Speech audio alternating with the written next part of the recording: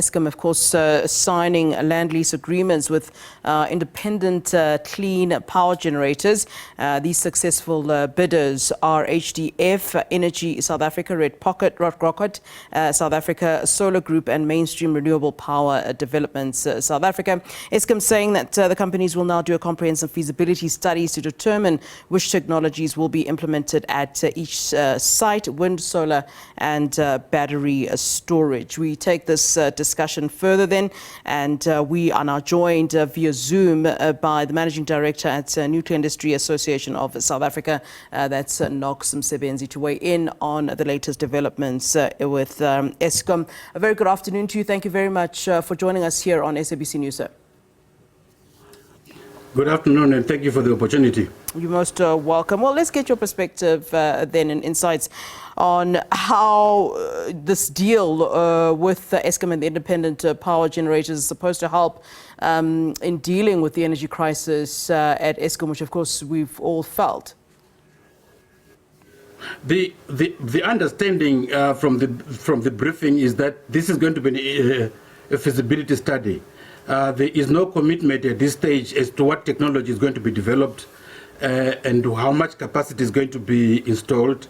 So we cannot tell when that is going to happen, because when you are at feasibility study, it means you've not even decided on what it is going to what's going to happen. There is one service provider who was saying this is going to be as good as diesel a generation, except it's going to be use renewable energy. But I contend that you still need backup supply in the event that there is cloud cover for 3 continuous days or a whole week.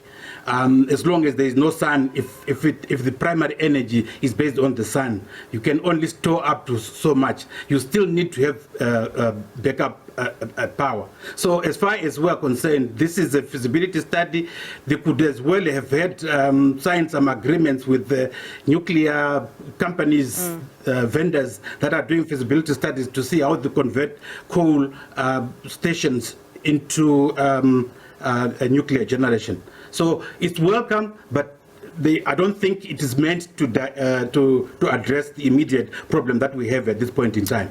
Yeah, and that's in fact where I wanted to go. I mean, this doesn't really give much confidence then, does it? I mean, the fact that you are saying that there's no commitment, as was said in the briefing, pertaining to, which technologies will then be used. So I would imagine that, an ordinary South African would want to know about, the short-term solutions. I mean, if we're still going to be studying and doing feasibility studies, then we're talking long-term. And in fact, looking at the turnaround time, we're hearing 24 to 36 months. I mean, this is a long-term strategy. So what should be done in the now then?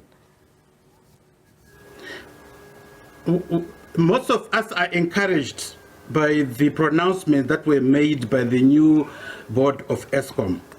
In his various interviews that he had since he was announced, he has made it very, very clear that one of the issues that is going to be addressing is the energy availability factor, which basically means making sure that the capacity that we currently have is maintained to such an extent that we can deal with load shedding.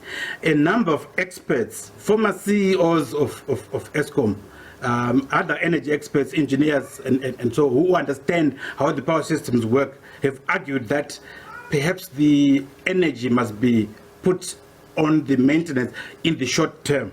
And as I said, the current chairperson of the board has said that. He has also said that they need to look at the broad range of energies. He has even said that we need to be innovative and look at a green coal as well. So when we hear such kind of pronouncements from the new leadership, it is very encouraging. But to go back to your question as to the immediate what needs to be done other than maintenance, there is really not much else that can be done. So what is Eskom signing then? I mean, if you look at the fact that and you're saying it too, you're confirming the fact that this is just a feasibility study at this time.